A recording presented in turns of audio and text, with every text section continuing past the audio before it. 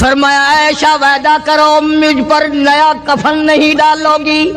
आयशा ये कपड़ा जो तूने कफन के लिए मंगाया मदीने की किसी बेवा को दे देना, सर पे डाल के पर्दा कर लेगी। आयशा किसी यतीम को दे देना, वो अपना कुर्ता बना लेगा, वो गरीब अपना नंग ढक लेगा। मुझे नए कफन की कोई जरूरत नहीं। अल्लाह के यहाँ कफन नहीं देखे जाते, उसके यहाँ तो आमाल देखे जाते हैं। को लिख भेजा अबू बकर के यहाँ इससे कम आटे में गुजारा हो सकता है, इतना आटा कम कर दिया जाए।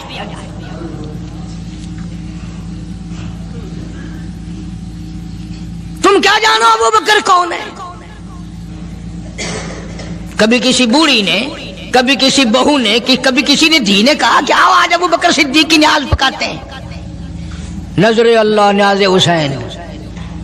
नबी के यार का नाम ना लेना कभी भी। इमामुल अंबिया महबूब किबरिया हजरत मोहम्मद मुस्तफा सल्लल्लाहु ताला अलैहि वसल्लम ने फरमा दिया, ओ लोगों, उम्मत के तमाम लोगों का मैंने एहसानात का बदला चुका दिया, सबके कर्जे चुका दिए, सबके लेने देने मैंने बराबर कर दिए। पर ओ मेरे अल्लाह, अबू बकर के एहसानात का बदला तू दे सकता है, मैं नहीं दे सकता।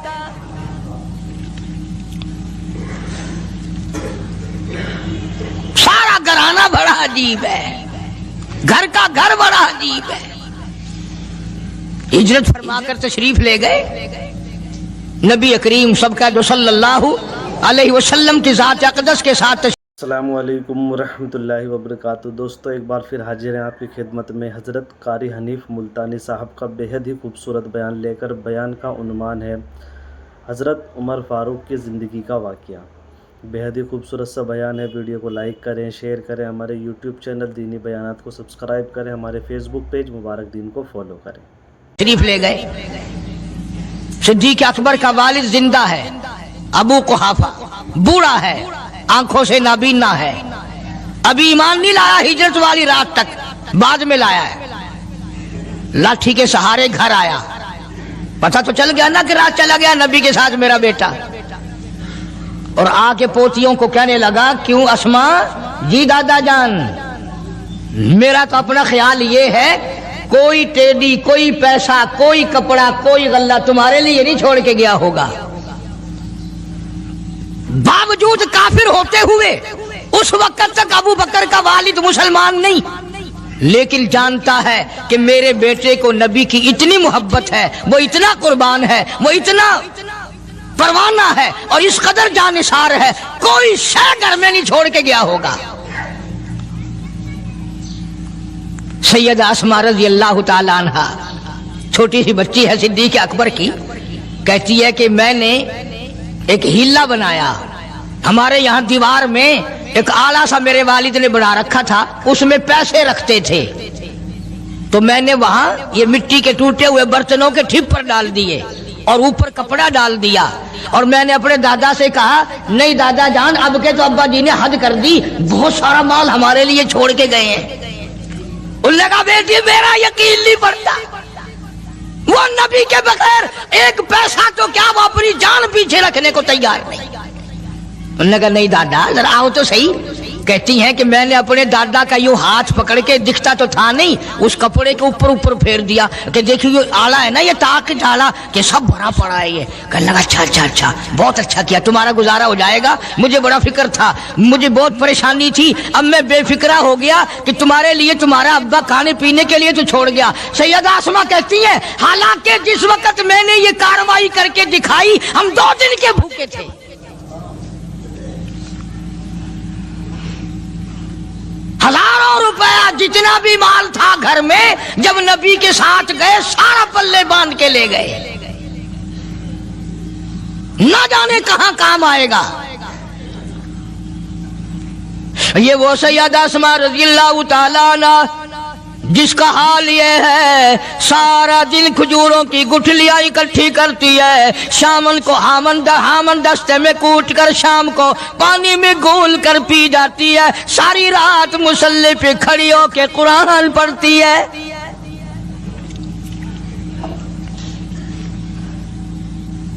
عجیب قسم کا گھرانہ ہے صدیق اکبر رضی اللہ تعالیٰ عنہ کا. غربت نہیں تھی، سارے کا سارا قربان کر کے غربت بنا دی. نہیں دیکھا آل کو، نہیں دیکھا مال کو، نہیں دیکھا اپنی جان کو، سب کچھ قربان کر دیا. امام الانبیاء محبوب کبریا حضرت محمد مصطفیٰ صلی اللہ تعالی علیہ وسلم نے اس قدر رفاقت جوڑی، اس قدر یاری بنائی کہ کبھی بھی الگ نہیں ہوئے. آج تم قرآن پڑھتے ہو، قاری حنیف قرآن پڑھتا ہے، کیا اثر ہوگا کسی پہ؟ جناب ابو بکر صدیق رضی اللہ تعالیٰ عنہ مکہ مکرمہ میں نماز کی نیت باندھ کر قرآن کریم کی تلاوت کرتے ہیں. علماء نے لکھا ہے کہ پہاڑ بھی ہلنے لگ جاتے تھے.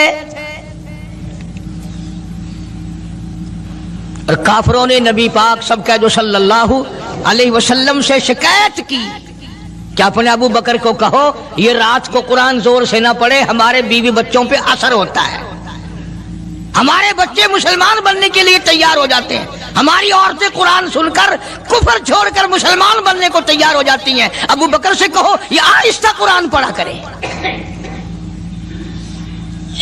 یعنی اس کی زبان میں اس قدر تاثیر تھی اور اس قدر اللہ تبارک و تعالیٰ نے خوف رکھا تھا، جو صدیق کی زبان سے قرآن سنتا تھا مسلمان بننے کے لیے تیار ہو جاتا تھا.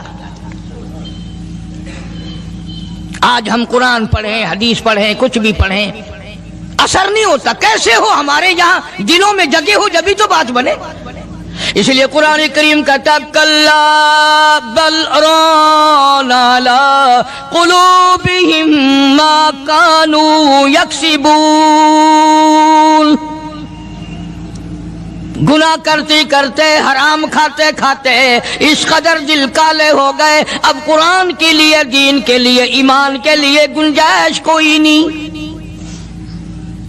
اندر گنجائش ختم ہو گئی، سارا دل بھر گیا.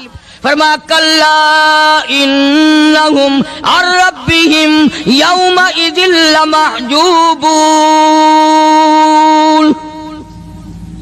ہرگز ایسا نہیں. جو لوگوں کا خیال ہے دین ان کے خیالات پہ نہیں چل سکتا. جناب ابو بکر صدیق رضی اللہ تعالیٰ عنہ بیمار ہیں، آخری وقت قریب ہے. اللہ اللہ. سیدہ عائشہ صدیقہ رضی اللہ تعالیٰ عنہ کے ہاتھ میں نیا کپڑا دیکھا، بیٹی کے ہاتھ میں نیا کپڑا دیکھا. صدیق اکبر رضی اللہ تعالیٰ عنہ نے فرمایا بیٹی یہ کپڑا کیسا ہے؟ عرض کی ابا جان کفن کے ارادے سے منگوا لیا ہے، نہ جانے کس وقت ضرورت پڑ جائے گی، مجھے خطرہ ہے، اندیشہ ہے، آپ کا آخری وقت ہے، میں نے کفن کے لیے کپڑا منگا لیا ہے. اللہ اکبر. ناراض ہوئے. فرمایا عائشہ وعدہ کرو مجھ پر نیا کفن نہیں ڈالو گی. عائشہ یہ کپڑا جو تو نے کفن کے لیے منگایا مدینے کی کسی بیوہ کو دے دینا، سر پہ ڈال کے پردہ کر لے گی. عائشہ کسی یتیم کو دے دینا، وہ اپنا کرتا بنا لے گا، وہ غریب اپنا ننگ ڈھک لے گا، مجھے نئے کفن کی کوئی ضرورت نہیں. اللہ کے یہاں کفن نہیں دیکھے جاتے، اس کے یہاں تو اعمال دیکھے جاتے ہیں.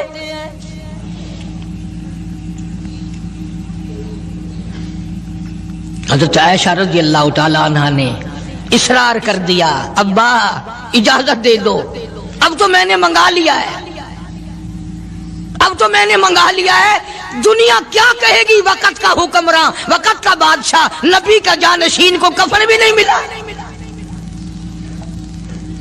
پھر دوسرا رخ اختیار کیا ہے صدیق اکبر سب کا جو رضی اللہ تعالی عنہ. فرمایا عائشہ او میری بیٹی، نبی کریم صلی اللہ تعالی علیہ وسلم کا آخری وقت تیری گود میں آیا، تیرے سامنے آیا، تو نے آقا مدنی صلی اللہ علیہ وسلم کا آخری وقت دیکھا. حضرت عائشہ رونے لگی، ہاں میں نے دیکھا، سب کچھ مجھے معلوم ہے، پر عائشہ شہنشاہ کائنات کا کفن بتا. اس مدنی کریم صلی اللہ علیہ وسلم کا، دو جہان کے بادشاہ کا، یتیموں کے وارث کا، بیواؤں کے سہارے کا، دو جہان کے سردار، دو جہان کی رحمت حضرت محمد کریم صلی اللہ علیہ وسلم کا کفن بتا۔ حضرت عائشہ رونے لگی، عرض کی ابا جان جن کپڑوں میں سرکار اس دنیا سے تشریف لے گئے ان کپڑوں میں 12 پیوند تھے، 12 ٹاکیاں تھی۔ فرمایا عائشہ پھر تیرا کیا خیال ہے، میرا محبوب ٹاکیوں میں گیا ہو میں نئے پہن کے جاؤں؟ جن کپڑوں میں میری وفات ہو یہی میرے کفن میں استعمال کرنا، یہی کپڑے مجھے کفن میں دے دینا جو میرے جسم پہ ہیں، اس لیے کہ جب میں اپنے آقا سے ملوں گا تو شرمندگی نہ ہو۔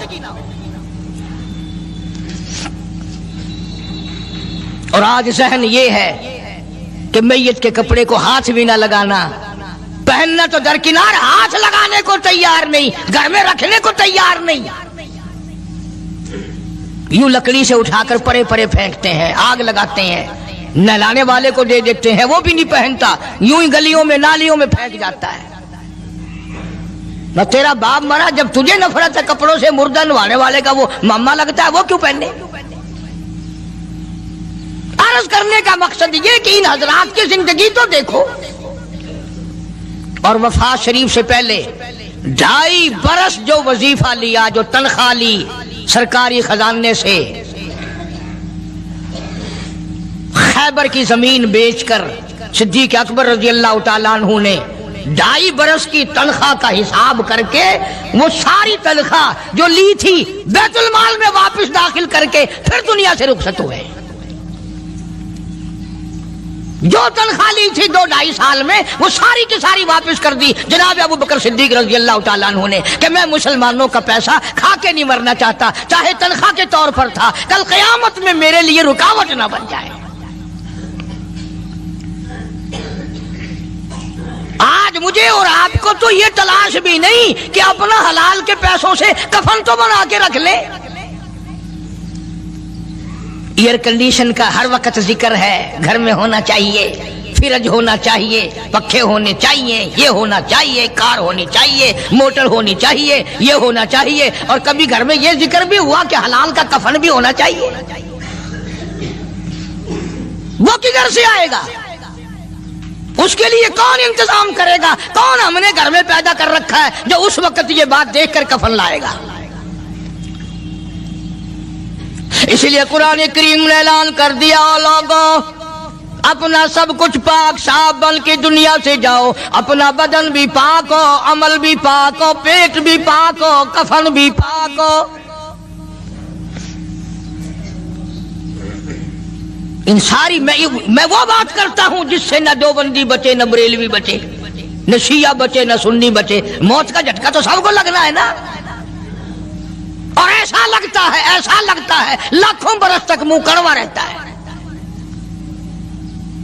جناب صدیق اکبر رضی اللہ تعالیٰ عنہ نے وہ تنخواہ جو لی تھی ساری زندگی میں وہ بھی بیت المال میں واپس کر دی، اور تمام کے تمام لوگوں کے حقوق چکا دیے۔ باقی جو بات رہی وہ سیدھی سیدھی کمتر مرحوم کہتا ہے، ادا صدیق دا اسلام تے قرضہ بقایا ہے، اجا صدیق دا اسلام تے قرضہ بقایا ہے، جتا جس دے ہاتھوں اس آخری زمین دسایا ہے، وصولی دا نہ چنتا نہ لکھوایا صحابہ نے۔ مدنی کریم صلی اللہ تعالی علیہ وسلم کے جانثار، نبی کا یار، نبی کا وفادار، ہر وقت کا ساتھی اسی غم میں رہتا ہے، اور وصیت کی کہ مجھے غسل دینا، میرے انہی کپڑوں میں دفن کرنا، اور فرمایا میرا جنازہ اٹھا کر حجرے مبارک کے سامنے لے جانا، حجرے عائشہ کے سامنے لے جانا، توجہ کرنا، نیند نہ کرو۔ اور یوں فرمایا نبی پاک صلی اللہ علیہ وسلم کی جہاں قبر شریف ہے، حضور کا حجرہ ہے، روضہ ہے، دروازے پہ کھڑے ہو کر آواز لگانا، کالی کملی والے صدیق آ گیا ہے۔ फरमाया अगर इजाजत हो तो अंदर दफन करना, और अगर इजाजत ना हो तो जन्नतुल बकी में ले जाना। उलमा कहते हैं कि जब मैयत को जाकर के रोज़ अक़दस सल्लल्लाहु अलैहि वसल्लम के सामने रखा और आवाज लगाई तो दरवाजा खुद ब खुद खुल गया और आवाज आई, देर ना करो, महबूब को महबूब से मिला दो।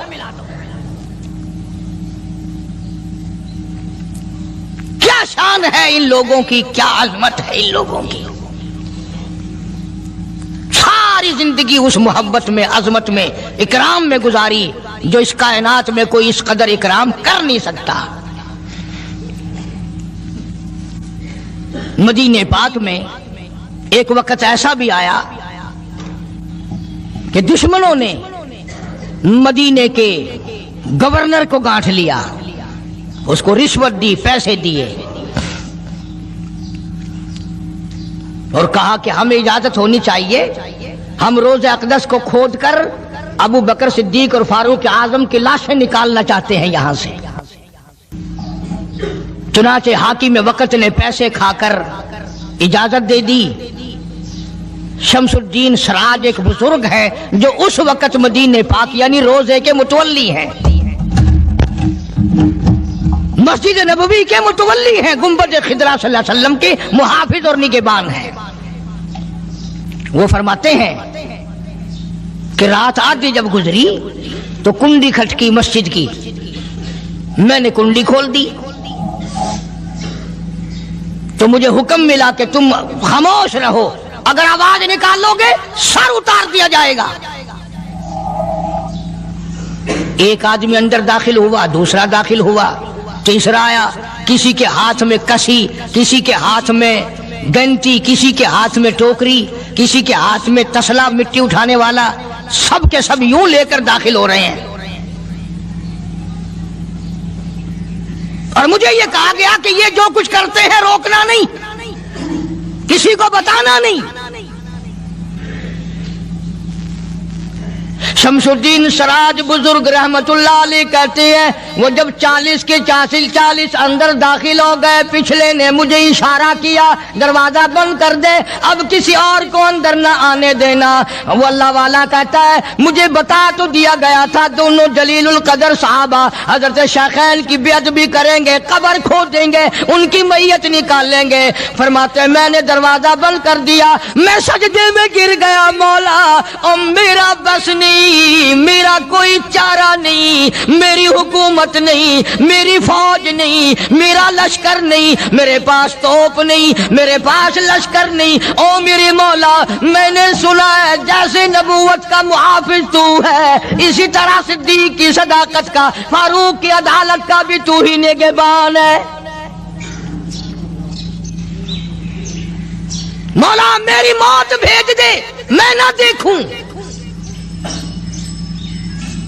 शमसुद्दीन सराज बुजुर्ग कहता है कि अल्लाह का हुक्म हुआ, मैंने भी दुआ तो की थी रो रो के, मेरे देखते देखते, तवज्जो करना लफ्ज समझो, मेरे देखते देखते मस्जिद नबवी में जमीन फटी और बमै टोकरियों के, बमै सामान के 40 के 40 को जमीन निगल गई। अल्लाह तुम सबको मदीने पाक जाना नसीब फरमाए। वो जो कालीन बिछे हुए हैं ना, किसी पुराने अरब से अब भी पूछ लेना, लंबा काला काला निशान लगा हुआ है, ये निशानी है कि वो काले जो थे ना अंदर के काले, वो सब यहाँ का रखे हुए हैं। यानी खुदा सिद्दीक अकबर का, फारूक आजम का, नबी के यारों का इतना बड़ा मुहाफिज है जो बदनीयत से आए थे, उन सबको जमीन निगल गई।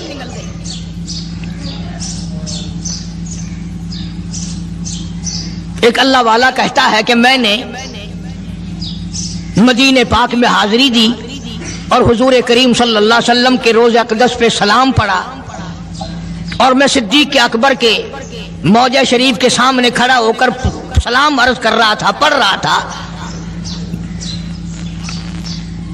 मैं जब वापस हटने लगा तो एक आदमी मुझे कहने लगा आप कहां से आए हैं? उसने बताया कि मैं फलां जगह से आया हूं। कि आप बड़े नेक आदमी मालूम होते हैं, बड़ा अच्छा सलाम पढ़ रहे थे, तारीफ अच्छी कर रहे थे, मेरे यहाँ खाना खाने चलो।